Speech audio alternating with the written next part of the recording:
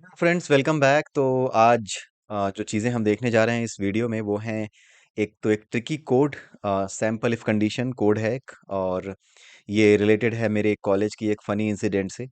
सो उसके बारे में हम डिस्कस करेंगे, और बड़ा ही अच्छा क्वेश्चन भी हो सकता है ये, अगर आपके एप्टीट्यूड में पूछा जाए। इनफैक्ट अगर आज की डेट में कोई मुझे एप्टीट्यूड का पेपर सेट करने को दे तो शायद मैं इस क्वेश्चन को वहाँ फिट करूँ, या फिर किसी भी इंटरव्यू को लेने का मौका अगर मुझे मिले तो मैं ये ज़रूर पूछूँ। लेकिन उस लड़के ने, मेरा जो फ्रेंड था, उसने ये काम किया था कॉलेज टाइम में, और वो भी लैब असिस्टेंट को परेशान करने के लिए, क्योंकि लैब असिस्टेंट अक्सर उसे डांट दिया करते थे। प्रोग्रामिंग उसकी कुछ ऐसी थी कि वो छोटी छोटी गलतियां उससे हो जाया करती थी। अच्छा था पढ़ने में, बट द थिंग इसकी लैब असिस्टेंट थोड़े से टफ थे, तो अगर जरा सी भी गलती होती थी तो डांट पड़ जाती थी। एक दिन उसको कस के डांट पड़ गई, तो इस वजह से उसने इस डांट का एक तरीके से बदला लेने के लिए एक फनी सा रास्ता निकाला। उसने ये कहा कि देखो, ये लैब असिस्टेंट अपने आप को बहुत होशियार समझते हैं, अब देखना मैं इनकी सारी होशियारी निकाल दूंगा। ठीक है। तो हम लोगों ने पूछा कि भाई क्या करो, इसने कहा तुम देखते जाओ। ठीक है, वो पढ़कर आया अच्छे से, इफ कंडीशन वो पढ़कर आया। ठीक है। और उसने जो किया वो मैं आपको दिखाता हूँ। ठीक है, उसने क्या किया कि यहाँ पे इफ, जैसे सपोज यहाँ पर है एन के इज इक्वल टू 10, राइट। ये के इज इक्वल टू 10 है, और अगर आप यहाँ पे लिखें इफ के डबल इक्वल्स टू 10, राइट, तो उस केस में क्या आना चाहिए? यहाँ पे इफ कंडीशन आपकी ट्रू हो गई, तो यहाँ पे जो जो कुछ भी लिखा हुआ है वो प्रिंट होना चाहिए। Print F slash N, the value of K is 10। ठीक है, ये चीज ट्रू हो गई तो ये प्रिंट होगा। Else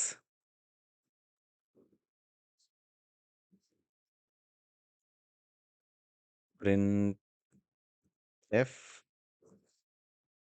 slash N, the value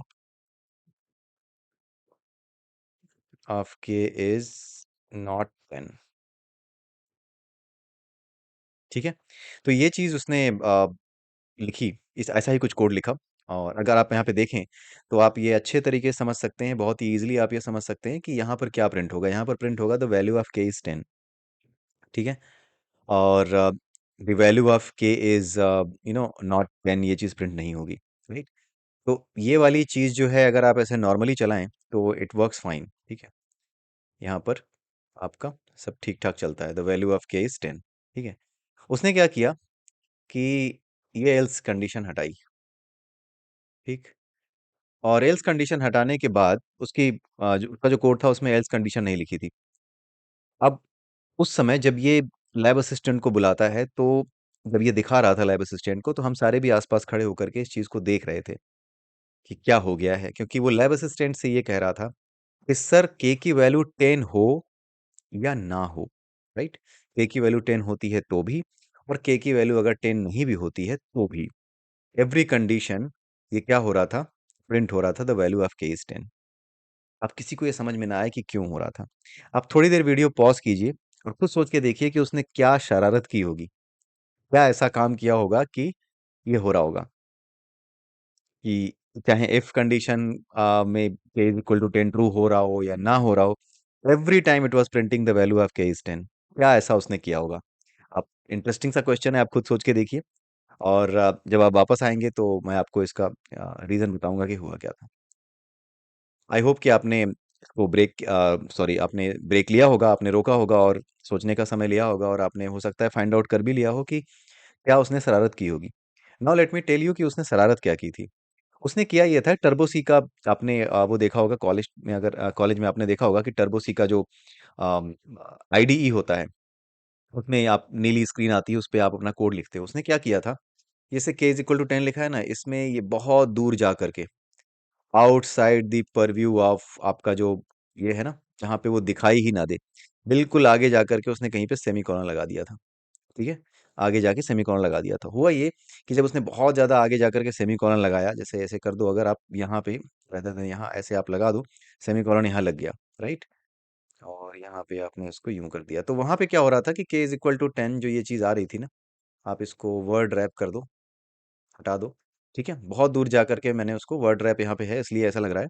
उसने क्या किया, ऐसे ही विदाउट वर्ड रैप उसमें लास्ट में जा करके सेमीकोलन लगा दिया, बहुत आगे जा करके। ठीक है, जब उसने ये लगा दिया तो इसको सेव कर दिया। सेव करने के बाद अगर आप इसको चलाएंगे तो अभी भी ये प्रिंट तो करेगा ही कि the value of K is 10।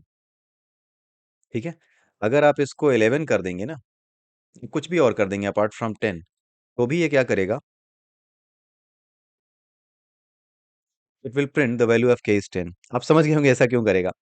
अगर आपने पिछले वीडियो सही से देखे हैं तो इफ कंडीशंस के बारे में आपने ठीक से अगर समझा है, तो single line if condition statements जो हमने पढ़े थे, तो वहां पर हमने इस चीज को डिस्कस किया था कि अगर आप इफ कंडीशन के आगे कहीं पर भी सेमी कॉलन लगा देते हैं तो इफ कंडीशन वहीं पे समाप्त हो जाती है। अगर आपने इफ कंडीशन के आगे यहीं पर सेमी कॉलन लगा दिया तो इसका मतलब ये होता है कि इस इफ कंडीशन के लिए we are not executing any statement, we are not executing any instructions, बस इतना सा मतलब होता है। बट वो सिंटैक्टिकली सही होता है। तो सिंटैक्टिकली उसमें एरर आ नहीं रही थी, लेकिन उसने गुरुजी को ये दिखा दिया, जो लैब असिस्टेंट थे उनको ये बता दिया कि सर समझ में ही नहीं आ रहा है कि ये हो क्या रहा है। अब lab assistant I am not sure कि क्योंकि वो बहुत स्टूडेंट्स को देखते हैं, तो वो भी पकड़ नहीं पा रहे थे। उन्हें ये भी नहीं पता था कि उन्होंने ये अंदाजा नहीं लगाया था कि ये इस तरह की बदमाशी कर रहा होगा। तो उन्होंने कहा भाई कुछ, उन्होंने ये बोला कि भाई कुछ तो तुमने गलत लिखा है, इतना तो पकड़ा। बट वो ये पकड़ नहीं पाए कि उसने किया क्या होगा आखिर में। उसने ये किया था, ये शरारत की थी। तो ये शरारत करने के बाद शाम को उसने मस्त बियर लगाई और हम सबको बताया कि देखो भाई आज मैंने ये किया है। आज लैब असिस्टेंट साहब की सारी होशियारी मैंने जो है वो कितने तेज हैं, कितने होशियार हैं, ये मैंने आज निकाल दी है और कल जा करके मैं उनको बताऊंगा कि सर आप इतनी छोटी सी चीज नहीं पकड़ पाए थे। तो वो अगले दिन जाता भी है, लैब असिस्टेंट को बताता भी है और लैब असिस्टेंट हंसते हैं उसके ऊपर और काफी हंसी खुशी का माहौल बन जाता है, क्योंकि उनको समझ में आया कि लगता है लड़का मुझसे बहुत ज्यादा तंग है। तो उन्होंने उसको समझाया भी कि देखो मैं केवल आपके भले के लिए ही आपको डांटता हूँ। सो एनीवेज वो एक अलग इंसिडेंट थी। बट द थिंग इज कि ये जो चीज हुई, ये जो एक्सरसाइज आपने देखी, एक बड़ी अच्छी एक्सरसाइज भी है आपके लिए। इनफैक्ट ये एक अच्छा पीस ऑफ कोड आपके लिए हो सकता है, कि अगर यहाँ पर इस तरीके से मैं सेमी कॉलन लगा दूं और फिर इस तरीके से लिखूं, सपोज एग्जामिनर जो आपका एप्टीट्यूड का पेपर हो, एप्टीट्यूड का जो पेपर सेट करेगा, अगर उसमें उसने ऐसा कर दिया और उसने ये पूछ लिया कि इस कंडीशन में क्या प्रिंट होगा, क्या ये वैल्यू प्रिंट होगी या नहीं होगी, राइट। और क्या द वैल्यू ऑफ केस 10 ऐसा आएगा या फिर ऐसा नहीं आएगा, राइट। इस तरह की चीजें पूछ सकता है, क्या आउटपुट आएगा, राइट। तो ये एक अच्छा क्वेश्चन भी हो सकता है आपके लिए। तो ये एक अच्छी जो है घटना थी, इंटरेस्टिंग घटना थी मेरे कॉलेज टाइम की। तो वो मैं आपसे शेयर करना चाहता था। अब मैं आपको आ, वापस लेके चलता हूँ टर्शरी ऑपरेटर पे, जो क्वेश्चन मार्क एंड कोलन वाला ऑपरेटर था, इस पे लेके चलता हूँ, जो इफ एल्स का ऑल्टरनेट था। तो उसका यूज करके हम दो छोटे एक्सरसाइजेस करेंगे। आई होप कि आपने खुद भी करके ये देखे होंगे, अगर नहीं किए हैं तो let us do that, right. अभी हम करके देखते हैं। दो नंबर्स लेते हैं हम, int A is equal to 11 and int B is equal to 9। ठीक है, दो नंबर ले लिए। अब इसमें से दो नंबर्स में से बड़ा नंबर कौन सा है ये फाइंड आउट हमें करना है यूजिंग द टर्शरी ऑपरेटर। तो we can write something like this, int biggest is equal to, if A is greater than B question mark, अगर ए बी से बड़ा है then what will be the biggest number, A will be return, यानी अगर A B से बड़ा है तो ए की वैल्यू इसमें असाइन हो जाएगी, ये ए की वैल्यू यहाँ असाइन हो जाएगी बिगेस्ट। और अगर ऐसा नहीं है तो फिर ऑब्वियसली बी बड़ा होगा तो बी की वैल्यू असाइन हो जाएगी, राइट। तो कुल मिलाकर के ये A is greater than B check करेगा, अगर ए बड़ा है बी से तो ए रिटर्न होगा और अदरवाइज बी रिटर्न होगा, क्योंकि बी बड़ा होगा इन इन दी अदर केस, ठीक है। अब यहाँ पे हम प्रिंट कर सकते हैं, print F slash N, the biggest number is percentile D and biggest, ठीक है, ये आपने डाल दिया। अब हम यहाँ पर आते हैं और कंपाइल करने के बाद इसको रन कराते हैं। अब आपको यहाँ पे दिख गया होगा द बिगेस्ट नंबर इज 11। ठीक है, ये आपके दो नंबर्स में से है। सपोज आपने इसको 19 कर दिया तो अब आपका बी बिगेस्ट नंबर दिखाई देगा आपको। So let's run it, biggest number is 19, right. जो बी की वैल्यू है वो आपको दिखाई दे रही है। अब इसमें एक नंबर और बढ़ा लेते हैं, int C is equal to 13। ठीक है, अब इन तीनों में से बड़ा नंबर हमें फाइंड आउट करना है, तीन नंबर्स में से। और वो भी यूज क्या करना है, हमें यही टर्शरी ऑपरेटर यूज करना है। तो उसका यूज करके अगर हम ऐसा करना चाहें then what we will do, आप इस कोड को खुद लिख के देखिएगा। मैं तो यहाँ कोड लिख के आपको दिखाई दे रहा हूँ कि कैसे लिखा जा रहा है, बट आप खुद भी लिख करके देखिएगा कि how you can do it. ठीक है, तो हम यहाँ पर क्या करेंगे, अगर A is greater than B, हम इसको कुछ यूं करेंगे, A is greater than B and B is greater, sorry, A is greater than C, A B से भी बड़ा है और ए सी से भी बड़ा है, then in that case what will be the output, A will be the output, A return होगा, राइट। अगर ए बी से भी बड़ा है और ए सी से बड़ा है तो इस केस में ए सबसे बड़ी वैल्यू होगी। सो let me do like this, थोड़ा सा रीडेबिलिटी बढ़ाने के लिए। राइट, सो एंड कंडीशन आप जानते ही हो, दोनों कंडीशंस जब ट्रू हो तभी वो ट्रू रिटर्न करेगा। तो ए बी से भी बड़ा हो और ए सी से भी बड़ा हो तो उस कंडीशन में ए रिटर्न होगा। अदरवाइज हम क्या करेंगे, अदरवाइज हम एक कंडीशन और चेक करेंगे, क्या बी ए से बड़ा है, एंड क्या बी सी से भी बड़ा है। बी ए से भी बड़ा हो और बी सी से भी बड़ा हो। In that case what will happen, in that case the biggest number will be B. ठीक है, बी ए से भी बड़ा है और बी सी से भी बड़ा है तो उस केस में बी रिटर्न होगा। और नहीं तो फिर क्या होगा, अगर दोनों ही कंडीशंस फॉल्स हो गई, ए बी से भी बड़ा नहीं है, ए सी से भी बड़ा नहीं है, राइट, तो हमने देखा कि क्या बी ए से बड़ा है और बी सी से बड़ा है, दोनों अगर फॉल्स हो गई, तो दोनों में से कोई एक फॉल्स हो गई तो सब कुछ फॉल्स। फिर उसके बाद ऑब्वियसली अगर ये दोनों ही फॉल्स हो गई तो ये ना तो ए बड़ा होगा ना ही बी बड़ा होगा, तो अल्टीमेटली बचेगा क्या, सी ही बड़ा होगा। तो यहाँ पर सी आप लिख देंगे।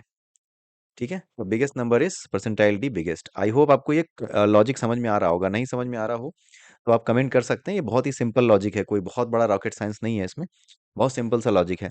लेकिन इस तरह की चीज़ों का आप अभ्यास बहुत बार करें, ये जो टर्शरी ऑपरेटर को लेकर के, इसको लेकर के आप एक्सरसाइजेस करें काफ़ी। ठीक है, तभी आपको ये क्लियर होंगे जो आपके टर्शरी ऑपरेटर्स हैं। ठीक है, अब यहाँ पर एक काम करते हैं, अब इसको चला के देखते हैं। The biggest number is 19। ठीक है, आ गया सबसे बड़ा नंबर। अब इसमें अ, सबसे बड़े नंबर इसको टेस्ट करते हैं, सी अगर सबसे बड़ा हो तो क्या ये हमें सही रिटर्न करेगा नंबर या नहीं करेगा। लेटेस्ट सी, यहाँ पे आ गया 33, ऑब्वियसली इसने सही रिटर्न किया। अब मैं सबसे बड़ा नंबर बना देता हूँ ए को, सो विच इज 41। सो मैंने ए को सबसे बड़ा नंबर बना दिया है। नाउ लेट अस सी, क्या ये सबसे बड़े नंबर को अब सही से प्रिंट करेगा जब मेरा सबसे पहला ही नंबर सबसे बड़ा हो। ठीक है, इसने बता दिया कि the biggest number is 41। So it means कि ये लॉजिक मेरा सही है। तो इस तरीके से आप जो है टर्शरी ऑपरेटर का यूज तरह तरह की कंडीशंस में कर सकते हैं। बाकी प्रिंट एफ स्टेटमेंट का भी पिछले वीडियो में हमने यूज करके देखा था कि किस तरीके से इसी टर्शरी ऑपरेटर में अगर मुझे यहाँ पे कुछ प्रिंट करना है, right, like A is greater than B, as in A is greater than C, rather than इसके आप अगर यहाँ पे प्रिंट करना चाहें तो आप ये भी कर सकते हैं, प्रिंट एफ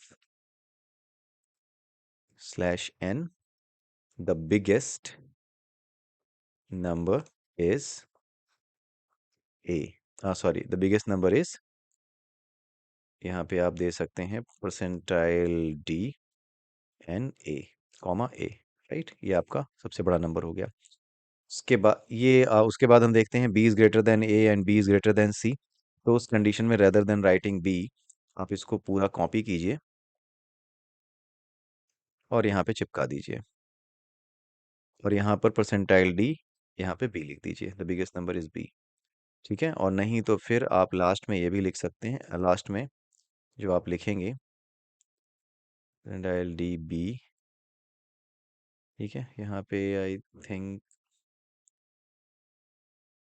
ओके, ठीक है। अदरवाइज आपका ये जो नंबर है यहाँ आगे सी का क्या लिखा, हाँ ये रहा सी, ये आया आपका सी। ठीक है, अदरवाइज यहाँ पर आप क्या करेंगे, इस चीज़ को यहाँ पे ऐसे प्रिंट कर सकते हैं, the biggest number is C.